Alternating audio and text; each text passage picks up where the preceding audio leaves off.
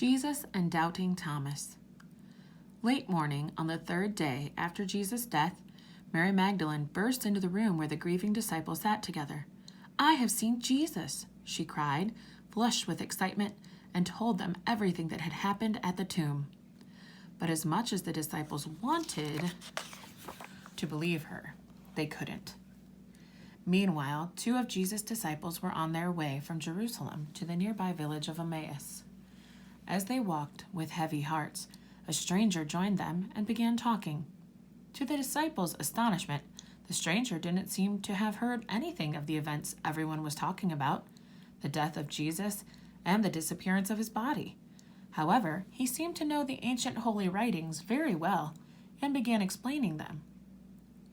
"Don't you know that the holy men of old said that the Messiah would have to suffer to win glory?" Later on, the disciples shared a meal with the stranger, and he blessed some bread, broke it into pieces, and gave it to them. It was only then that they realized who he really was. "Jesus!" they gasped in astonishment. And at that moment, he disappeared. The disciples hurried back to the city and went straight to tell the others, only to find that Jesus had appeared to Peter too. Everyone began talking at once, full of excitement and asking to hear the stories again and again. No one noticed the newcomer arrive in their midst.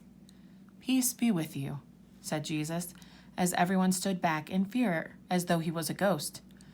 "Don't be frightened," he said. "It's me.